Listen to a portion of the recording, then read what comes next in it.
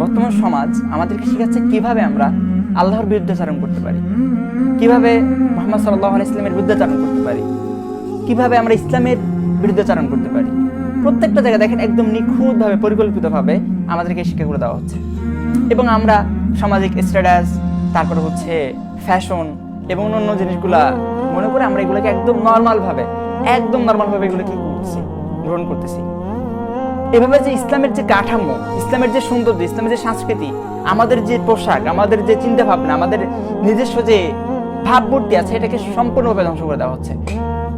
এটার পিছনে খুবই গভীর ষড়যন্ত্র করে এগুলোকে আমাদের মধ্যে ঢুকে দেওয়া হচ্ছে, যেটা আমরা বুঝতে পারতেছি না।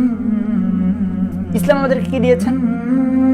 ছোট্ট একটা এক্সাম্পল দিই সুন্নাত নিয়ে, যে রাসূলুল্লাহ সাল্লাল্লাহু আলাইহি ওয়াসাল্লামের সুন্নাত কি? আমাদের প্যান্ট কোথায় থাকবে? টাকনুর উপরে থাকবে ছেলেদের, আর মেয়েদের কোথায় থাকবে?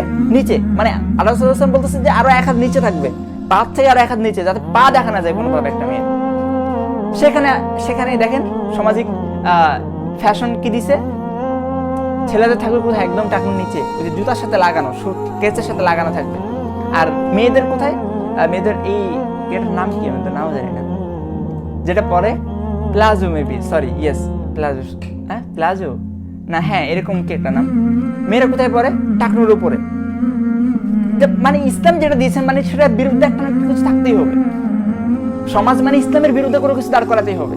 ইসলাম যে কটা জিনিস দিয়েছেন, প্রত্যেকটা জিনিসের বিরুদ্ধে দেখবেন যে কোনো কিছু দাঁড় করানো আছে, যে কোনো নামে হোক, সামাজিক সৌন্দর্যের নামে হোক, স্ট্যাটাসের নামে হোক, ফ্যাশনের নামে হোক, যে কোনো নামে দাঁড় করা দিচ্ছে একদম নর্মালাইজ করার জন্য।